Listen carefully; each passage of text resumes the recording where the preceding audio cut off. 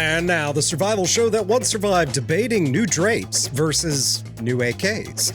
In this episode, firearms industry legend Jim Fuller of Rifle Dynamics joins us. We discuss building AKs and the future of 1940s tech. Howdy and welcome to the Rabbit Hole's Urban Survival Podcast. This is episode number 273. I'm your host Aaron, and you are in the Rabbit Hole, safe and sound.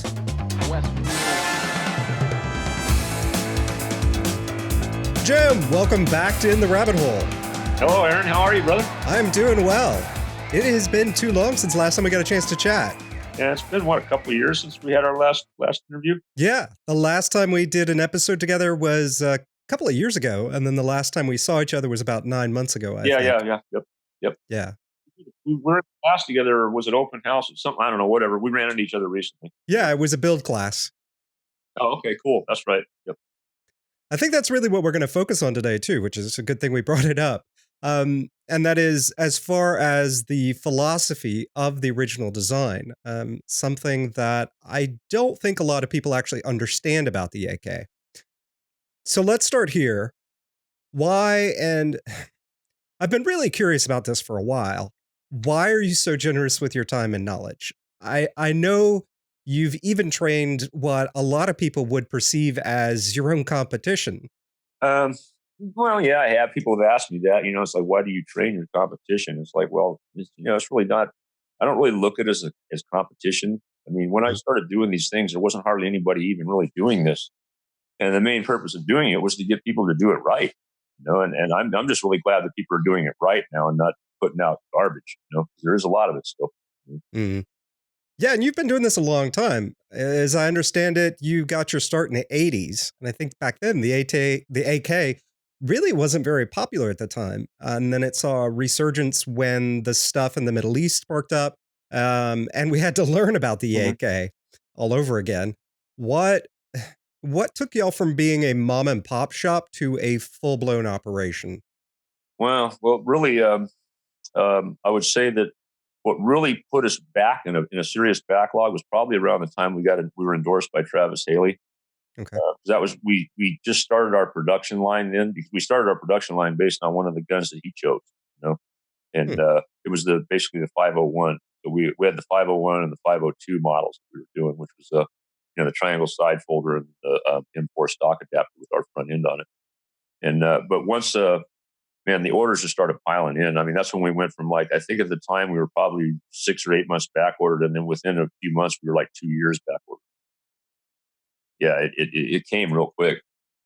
But I mean, that's what happens when somebody like a guy like that, posts a few videos. Hey, look, these guys do awesome stuff. It's like all of a sudden everybody and their brother wanted them. I mean, we were pretty busy prior to that anyhow, but we weren't well known, I would say. We became way more well known after Haley endorsed us. Before that, was it primarily contractors going over to the Middle East that really ramped things up for y'all? That's pretty much what it was. I mean, for the first 2 years, 3 years even, that's really 90% of our work was all contractors. It was right around, it was like around 04, 05, 06, when, it was in full swing over there, and those guys were making big money. They were discovering the AK for the first time, and they come back and they do their research. And they go, hey, Jim, you make these things. I want one. And actually, that's kind of what got me started on such the vampire hours I live on. Because when I was dealing with all those guys, I had to do business with them. I had to get up at 2 or 3 in the morning to talk to them in their time zone. So I did that for so long. I kind of still live on that clock now. I mean, I'm up at midnight when people say, "Why are you on? You never sleep." I say, well, yeah, I do sleep. I just sleep at times when most people don't. Most other people don't.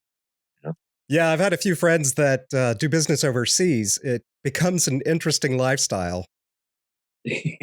Actually, I have learned a tremendous amount from you, and you inspired a real appreciation for this platform in me, as well as a lot of other people too.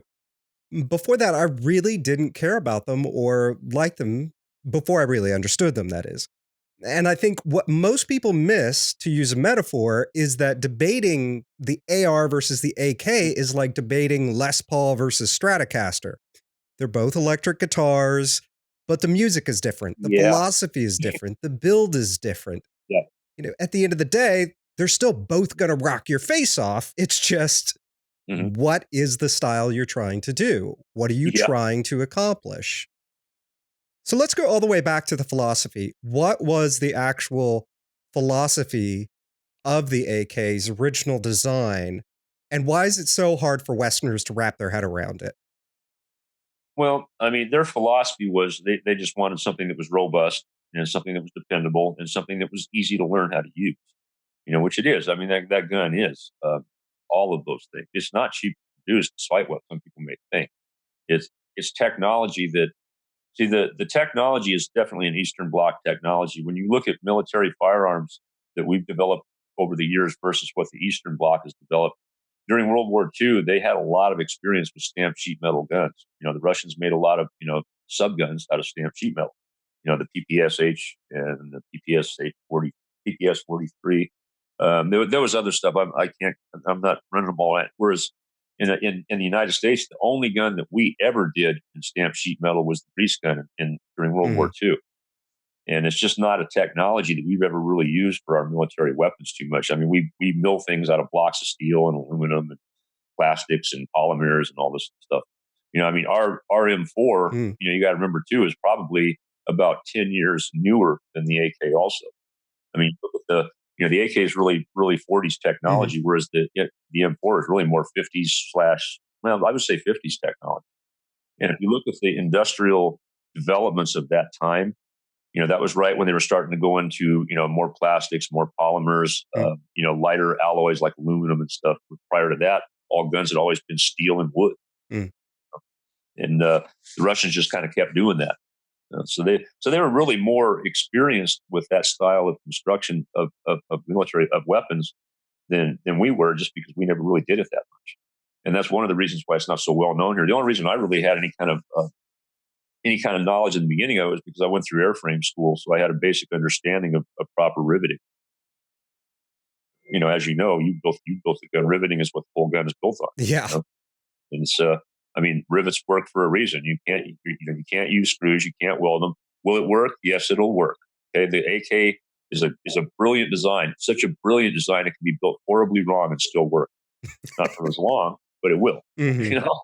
So, and that's really what it comes down to. It's just that good of a design that you can build it out of substandard materials. I mean, look at a lot of the guns that are built here. They're built to the term they like to use is we build to a price point.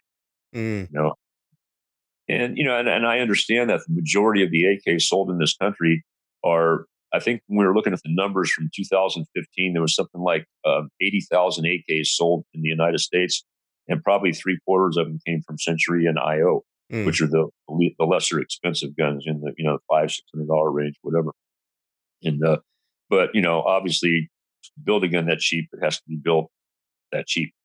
You know, so and like I said, I'm not trying to beat this down, because a guy that's only going to run, a few hundred rounds through that gun a year, that gun's going to be fine for him. Mhm. It's really just because we may look at it a little bit different, but you and I do a lot more shooting. We put our weapons through a lot more abuse than the guy that's just buying it for the weekend plinking every once in a while. You know? Mhm.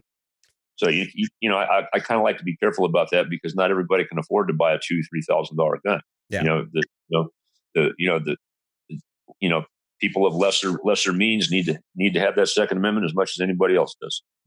True that. Yeah. I'd rather somebody have something than nothing. And if they're Exactly. going to be a hobbyist or they're not going to run their gun that hard, then hey, maybe that money is better served investing in another part of their life. Well, That we made that decision. Well, the new ownership made that decision probably shortly after we sold the company. So it's been almost 2 years ago. But they decided to put out a standard AKM and an AK-74, Mhm. just to open the market to build a gun at a lower price point. I think we do those guns around $1,400 or $1,500, but that's considerably lower than our cheapest production rifle. Yeah. So it kind of opened a new market for us, for people that were like, Arsenal's not selling anything anymore. So we kind of picked up a lot of business from that Okay. customer. You So, I mean, that's probably about, we wouldn't go any less than that. That's about, it's still a good quality gun. It's just there's no bells and whistles on it like all of our other Yeah. stuff. Yeah. And I think you brought up something about so the AK was originally designed for urban warfare. Is that accurate?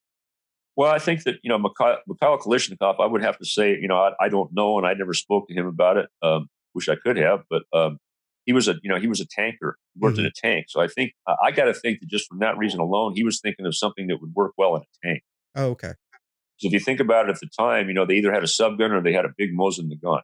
Yeah. You know what I mean? The subgun is, that's a pistol caliber, and the Nagant is freaking huge. Yeah. So in a tank, something along the medium caliber line, which didn't exist at the time, they basically created it. You know? Hmm. So you could say, yeah, it's more of an urban thing because most people consider a 7.62 a 300-yard gun or less. I believe, if you're skilled and you have good ammo, you can take it further than that. Yeah. But it's a 300-yard gun or less without a doubt. Yeah. It's very good for that. So it was what it was designed to do. And I think you made an interesting point there in skilled hands. I mean, I think I've seen Haley taking shots at 800 yards with an AK and ringing steel. So it's, I, but he's also not human. So No, that guy's sick. We went out to the Ben Avery range out there one time, and uh-huh. he was we were shooting that DMR that I built a few years ago, Uh-huh. and he wanted to take it. Because at around 550, the round starts going transonic, so it starts doing weird shit. It's like, okay, this is it. At 500, we got MOA at 500. I was good with that, Hmm. And he says, let's stretch it out. So he tries it. He goes out to 6, 7. He goes, hell, let's go all the way to 1,000. And it's like 1,000 yards. Seriously, dude. I go, what's the holdover at 1,000 yards? He goes, 64 feet. He knew it. That's 64 feet. I go, how the hell you judge a 64-foot holdover at 1,000 yards? He goes, you were an electrician, right, Jim? I go, yeah. He goes, how tall are those light poles that are right down there on the side of the range? I go, those are 31-foot light poles. He goes, put your two of them on top of each other. That's your holdover. I went, wow, you're right. So anyhow, Yeah. he takes a 20-round mag, fires 20 rounds at this target. It was a 200-yard bullseye target. Mhm. Pretty big black circle. We went down, looked at the target. He hit it 8 times. Wow. Out of 20 rounds. And the holes were oval shaped because they were basically mortaring in. Yeah. But it is feasible. I mean, I imagine the velocity wasn't a whole lot there, but I wouldn't want to be hit by it. Right. So yeah, they'll do some amazing things if you really want to push it out there. But I mean, that's pushing. Yeah. Yeah. Yeah. And that's even well beyond standard AR distances too for the same Sure. reasons, really. Mhm. And I think to go back to the build for a second, you showed, or at least the build philosophy and how it's different. You showed a really interesting video during the build class, and it was a slow motion video that showed Oh yeah. what happens to the AK when it's actually being fired and how that's different from an AR. Can you kind of explain that a little bit? Well, the AR does that too, not quite to that much extent, because it's not a sheet metal gun. Yeah. But essentially, what it is that video we made with our friends at InRange. They came out and they brought their high speed camera. I believe it was filmed at 4,000 or 5,000 frames per second. Mhm. And what that does is it allows you to see things that the human eye can't see.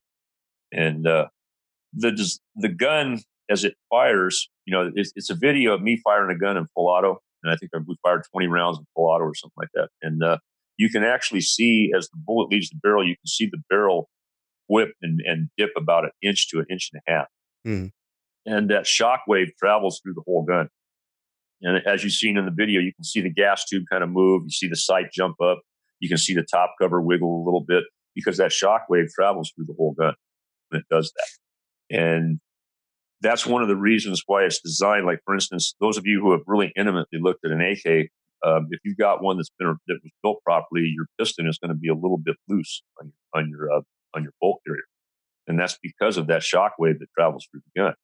That piston needs to be able to flex and move. It's kind of like, if you picture a wing on an airplane when you're flying. If it was, you see it and you see it move and bend. If it was completely stiff and rigid, it would snap off, right? In the wind and the turbulence, Mhm. it has to bend, and that's why the gun bends as well. And that video, I'd always heard that, and I thought, really? Well, but until I saw that video really shows it exactly for what it is. I'll see if I can send it to you somehow. I'll get one of my guys that are smart with IT stuff, see if we can send that video so you can have it. have it for this podcast so people can look at it or link to it or something. Cool. Because if you've never seen it before, it's really quite eye opening. It's I mean, at 4 or 5,000 frames per second, it's a little on the dark side, but you can still see what it's doing, and it's most all guns do that to a certain extent, but the AK does it quite a bit. So what is that? And I think that's probably where a lot of the idea of a AK being loose comes from, although people are misinterpreting what that really means. And so what is it? What is the benefit? What does that mean that that AK is so that it is flexible and that it is essentially That's what dissipating shock? makes it so reliable. Yeah. Okay. You know, if you think about when something gets in a bind, Hmm. okay, if something's tight and it binds up, it gets stuck. Whereas if it has room to give, it doesn't bind up. If that makes sense. Hmm. So as the parts are moving back and forth inside that gun, if it didn't have the movement, it might tend to bind up. So the with the flexing of the gun and the movement of the internal parts in unison, it doesn't stop running. It Hmm. doesn't bind up. That combined with the tapered cartridge, is a whole lot easier to extract. Those are the two main reasons that gun is so damn reliable. Mm. Uh, when you start interfering with that kind of stuff, well, obviously you're not going to interfere with a tapered case unless you do something. Like I've been playing with 5.56 ARs or AKs lately, and they need a lot more cleaning just because of the straight wall case. Hmm. It does not extract as easy. And Hmm. because you're using brass case, that big ass AK extractor just rips that ring off the brass case like it's nothing if it's stuck in there. So Uh, steel case is a lot more forgiving. I'll run wool steel case in that thing and it's not so bad. But I did a class at Thunder Ranch a couple of weeks ago, and I ran about 800 rounds of frangible ammo through that 5.56 AK, and I had to clean it 3 times to keep it running. So that ammo for one is pretty dirty ammo. hmm. And just that, when you get dirt in that chamber with that straight wall case, it just does not act like a regular AK does. You got to give it some attention. Hmm. So, Good to know. mhm. That's pretty interesting. And I think that, and I think this also kind of lends to I was really impressed and somebody who has dealt with a lot of things like this before and how easy it is to overcomplicate something or how it's much easier to build something that is very complicated versus something very simple. And that simplicity can be deceptive. I was really impressed with just how simple the AK is. Well, it's the simplest things that work the best. Mhm. It's the simplest things that are the most successful. One thing I like to use as an analogy for that, the little reflector bumps on the highways. Mhm. The guy that invented those, how simple is that thing? Yeah. I mean, nothing gets more simple than that. It's a nail with a reflector on it, and a flat piece of plate with a nail and a reflector on it. You just pound it into the ground. The guy that invented those gets a quarter of a cent for each one. Wow. Yeah, think about that. Yeah. The simplest things, man. Yeah. The simple is what works. We touched on this last time, and I'd like to revisit a moment that these rifles, and I think this speaks to some of the myths about them too, as far as these rifles really like they can, as you said earlier, they can be built badly and still run, just not for very long. But they really do need to be built by an experienced craftsman, or at least with the oversight of an experienced craftsman, like attending your class. And that these are not something that a random farmer in Russia is going to bang out in his shed or something. Well, I mean, you look at the Khyber Pass. I mean, Yeah. there's, you got these guys. They say, oh, they're building guns with using rocks for tools in caves with a campfire for light. Well, it's not that bad. They have some real tools and stuff like that, but they actually do quite well. Hmm. Of course, they know a lot more about that gun over there than we do. I mean, look at how many garage mechanics used to build hot rods back in the 60s and the 70s. I mean, you can't do that with today's cars so much, but I mean, every 16-year-old kid built some kind of rat rod. And I wouldn't say every kid did, but at least in the town I grew up in, that was a big deal. Hmm. 16, 17, 18 years old, you built a fucking rat rod, because you could. And it was all based on just whack together like that. It's but we did that because it was available to us. Whereas, over there, that stuff is available to them so they can do it. Hmm. Why do you often say that the AK is more like blacksmithing than gunsmithing? Because it is. You got to beat it. Can you expand on that a little bit?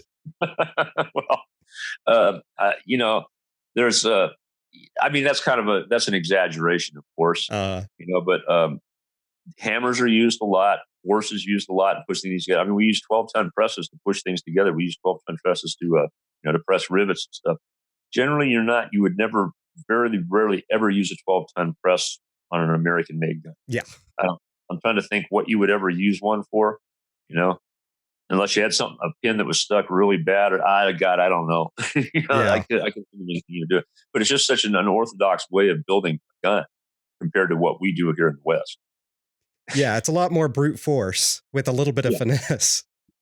yeah, brute force with finesse. That's a good way to put it. That's probably a better term than blacksmithing, but blacksmithing kind of sounds cool. No, I like it. I like it. It's it goes along with one of the t-shirts y'all have got.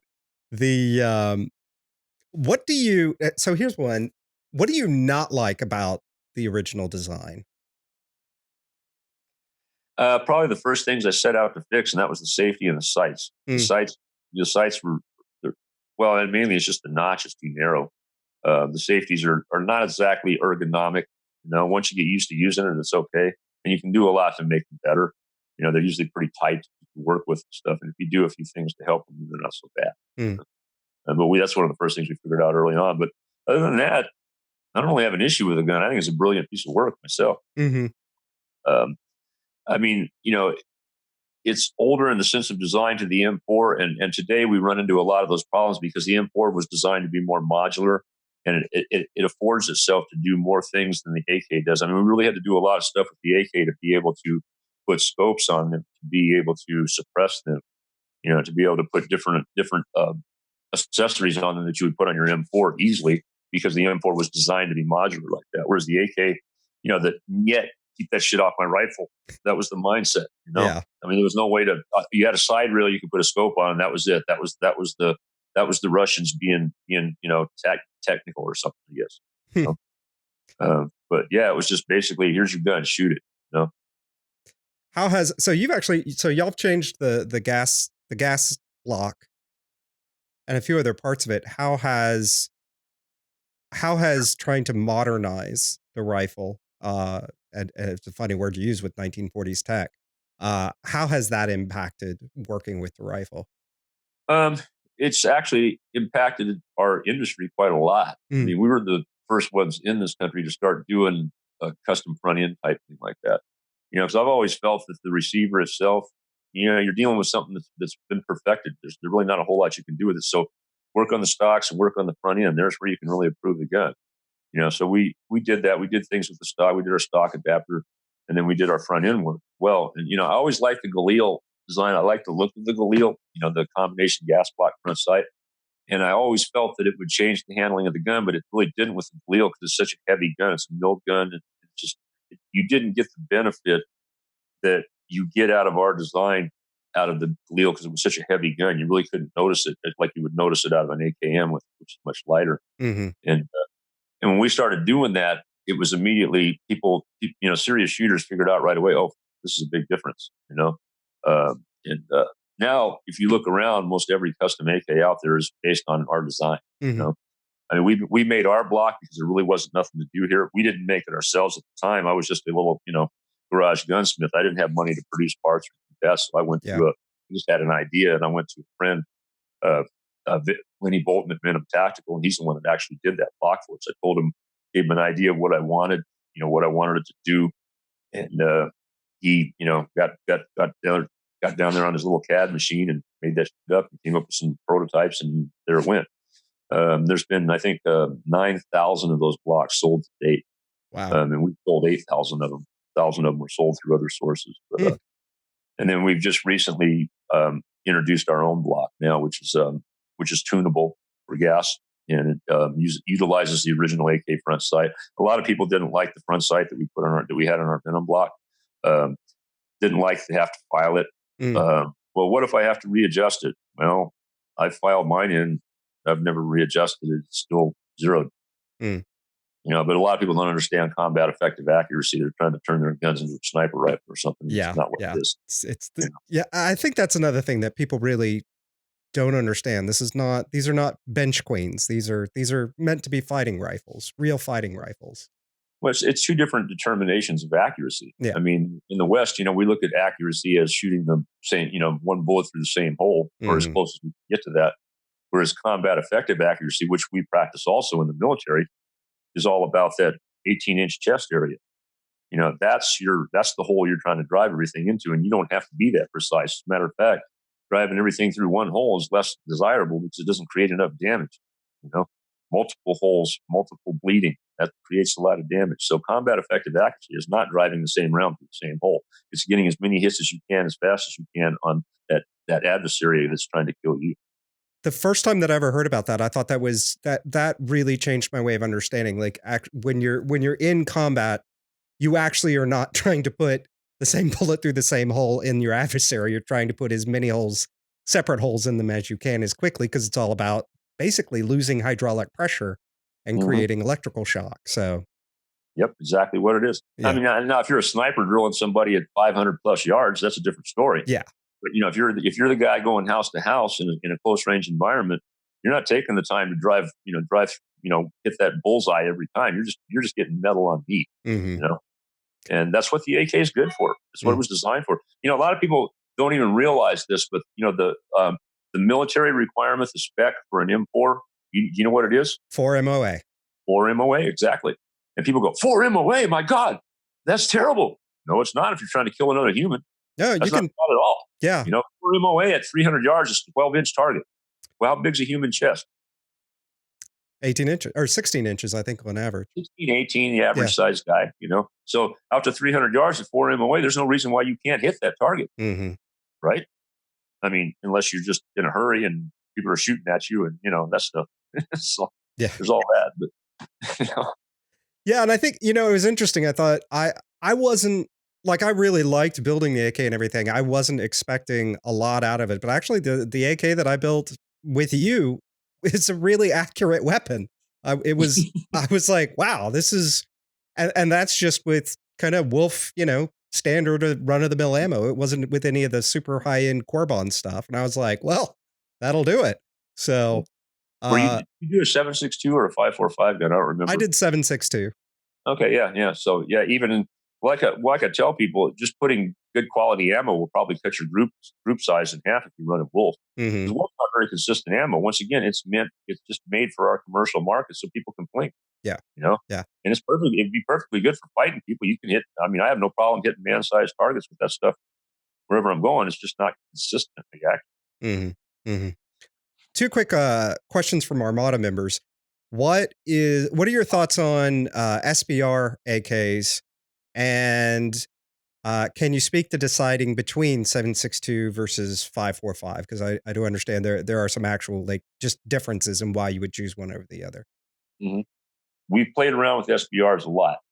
Um, the Some of the things that we've discovered is the original short AKs were the crinks, what we call crinks. That's not a Russian term. That's an American slang term for it. Mm, Uh, but it's the 8-inch barrel guns were not really great guns. They were good for certain purposes, but very limited purposes. Extremely close up.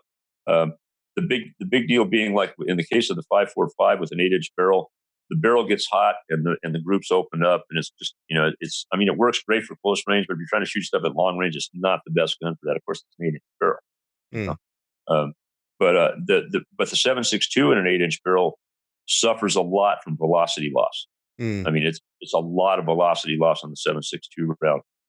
I had an instance one time. I like to tell the story of I actually had a round slam fire in a gun into the back of my truck, and I was using my truck as a tool bench to work on. And I took a gun out to test it. I put a mag in it, racked the bolt, and it slam fired around mm. right into the back of my truck through the truck bed into the cab. And I went to look in the cab. The bullet didn't get in the cab.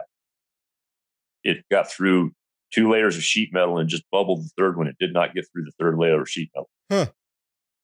from 6 feet away out of an 8-inch barrel. Yeah, that's not a lot of juice. Crank after that. I swore at that point, no crank should be, no 7.62 SBR should be shorter than 10 inches. Hmm. Because 10 inches, you still get a little bit more velocity out of it. We tested for that too. So any kind of a SBR and 7.62, we think a minimum should be 10 inches. So it's pretty close to 300 blackout, and as far as like desirable barrel lengths. Yeah, yeah, and one thing that we found, and I've kind of settled on the fact, our URD model, what we do in 545 is about 11 and a quarter inch barrel. Mm. They fluctuate a little bit depending on which model it is. But, we found that to be a really super sweet spot for a barrel length for an SBR to be able to still have good velocity, good accuracy, and be able to run a can on it. Uh, it's a it's a pretty amazing combination in that length. And a lot of people have tried to copy it, shall we say, for lack of a better term, and they they're not quite getting there Mm. because they don't know what all's involved. I mean, there's no on that particular model gun, there's no gas adjustment anywhere. It's all about expansion chambers, spring weights, port sizes, things like that to balance it all out. And the guns will, they'll they're pretty lightly gassed, so they'll run well with and without a suppressor. And they're not overgassed with the suppressor, and they're not undergassed without it. It's just we finally figured out where that sweet spot is, and we can do it pretty regularly now. As a matter of fact, we're going to have a run of those guns coming out one of these days here soon. We just placed an order for a new batch of barrels from Packmore. Oh, cool. Very cool. Yeah. So 7.62 versus 5.45. I'm going to revert to Sonny Pazikas on this because he made a statement about that one time, and I wholeheartedly believe in it. Mm. If you only have one AK, it should be a 7.62 because ammo, mags, it's just more prevalent here. Mm. It's how the gun was originally designed, and it just makes more sense if that's the only AK you're going to have. If you're going to have a second AK, get a backup for your first one. If you're going to get a third AK, get a 5.45. Now, all that said, I love the 5.45. It is my personal go-to favorite rifle. Mm. But because of availability and because of how our government works with banning this, banning that, this is available one day, it's not available the next day. You really got to think about the economics and the realities of, will I always be able to use this gun in that caliber? And right now, we're having a real hard time finding good 5.45 parts. Mm. Remember, any gun that's built in this country is built from a parts kit that was demilled somewhere else. Yeah. When they run out of parts, when they run out of guns to demill, we can't build anymore unless we start making the parts here. Mm. Nobody's making 5.45 parts here. There's some 7.62 parts being made and getting to be more and more every day, but only because 7.62 is more popular and more prevalent than the 5.45. So, and you've seen that the 5.56 AKs have been kind of popular lately, and I think for that reason, because people are seeing that it's harder to get the 5.45 stuff now, so they're looking at 5.56 AKs. Hmm. The Arsenal 106s, we're actually doing a run of them right now. I think. We are. I've been pumping them for a couple of weeks now. Mm. I know you didn't ask about 5.56, but I throw that in there mainly because if you're a big AK fan and for some reason all the imported ammo got cut off, you can still run a 5.56 AK here. That's interesting. And it's not. Can you tell us a little bit more about those? Because that's actually we've touched on it a couple of times, and I never looked into the 5.56 AKs. What are those like? Well, it's a much higher pressure round, so it prevents a little bit of a challenge with the AK. For one, they don't work well. The 5.56 round does not work well in a really short AK. We built we built up some machine guns for a local rental range, Mm. and they didn't shoot. They couldn't have a steel case ammo in there, so they had to use brass. So we built them. We used 106 URs for them and made them into machine guns. And I told them that they probably ought to buy two parts guns, just to spare parts, because it's going to be. And within a year, all four of those guns were non-existent anymore. The guns just beat themselves to death. Mm. It's way too high pressured of a round for that small of a gun. We actually had one of them believe it or not, cracked a bolt carrier, busted a bolt carrier. The stirrup on the bottom that Yeah. holds it, ripped it off. Wow. We had two of them with barrel droop where it just got so hot and there was so much pressure blowing forward. It actually pushed so much pressure on the gas block, it bent the barrel down and stopped the gun from running. Wow. Yeah. So 5.56 in a short AK is not a real great idea. You need to have a little bit of length there. How short you could go on them, I don't know. We haven't played with that too much. We've just been mostly doing the ones I'm doing right now are 14.5 inch barrels, and they're working pretty good. Mm. We're running those with our blocks so we can tune the gas down on them, and they run real nice with can now. So we'll have videos out on them here soon. We just shot a bunch of videos from the range over the weekend, so you'll see some of the stuff out here coming up this week. Probably, I think Eric's got them about edited up. So Oh, yeah, cool. yeah. Very cool. What, I think to go back to the build class for a second, I was really surprised how, like we've talked about, it does take some skill and it does take some knowledge, and it's definitely helpful to have somebody that knows what they're doing there to help you. Particularly so that the rivets don't go sideways on you. Like, You don't want them. You like them to be straight. yeah, yeah, straight's In good. I uniform. learned that. Yeah. But I was actually surprised, like how easy it would be to take that class and then go home and build more AKs for yourself. A lot of guys do it, man. Mm. Well, and you have you been on our alumni page? Yeah, it's been a bit, but yeah, love it. Huge resource. Well, I mean, that's a busy resource. I mean, usually after a class, usually about a week after the class, all of a sudden that thing lights up because all the new guys that go on there, and then everybody wants to start talking to them. It's like, oh yeah, what'd you build? Blah, blah, blah, blah, and it starts buzzing. It's quite a little hotbed of build stuff going on over there. And a lot of people are always trying to get into it, but you can't get into that unless you have to be alumni of the class to get into that. There's a lot of great information going on over there, and a lot of guys that are really into this stuff. They a guy will get into the class, and I mean, if you want to start building this stuff, if you want to do it as a hobby, it's certainly okay. Understand that you're probably going to be, if you wanted to try to do it right and do it properly, you're probably looking at, if you don't have anything, you're probably looking at a $700-800, maybe almost $1,000 investment for tooling and specialty stuff that you need to do it and do it properly. But the thing is, with that, you can build yourself 8 or 10 guns that you probably never could have afforded to buy, and then you can sell all that stuff for probably almost what you paid for it once you get tired of building, because there's somebody out there that wants to buy it that just learned how to do it, and they'll buy your stuff to save a little bit of money used. And I'm still using one of the original jigs I started with 10 years ago. Oh, wow. It's pretty worn. It's pretty worn, but I still use it for certain things because it just keeps working. I have a lot of tools I've kept around for a long time, but there's just things you need to have. You need to have a good drill press. Having a mill and a lathe is real nice. Obviously, not everybody has that in their garage. That makes a big difference. But you need a good drill press. You need the proper jigs to do the riveting right. You saw all that stuff. How we use that stuff in the class, and you need to know how to do it. You need how to use those tools properly. And in our class, I think we do a pretty good job of doing that because you're working one-on-one with me or one of the other two guys that are always teaching the class, which is our shop foreman and our top riveter. Really good job. So if you're a little bit concerned about, well, how can I really learn this? Well, you're doing it right up close, right face to face with me. And we're not going to let you f up because you're our best billboard.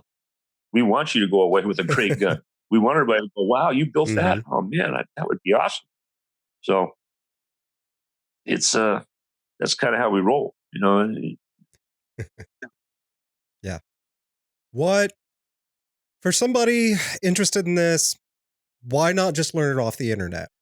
A lot of bad information more than anything. If you do your research and learn who to listen to, there's some, there's some pretty good guys doing this stuff now. Years ago, there weren't so much, but I know right now of about 3 or 4 guys. I'm not going to name names because somebody will get offended if I didn't name their name. But there's about 4 or 5 guys now that really know how to do this stuff.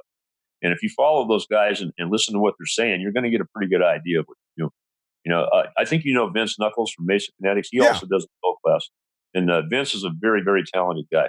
I send people to him all the time. We don't take in a lot of gunsmithing anymore. We just, the new management doesn't want to deal with us. So I send people to him.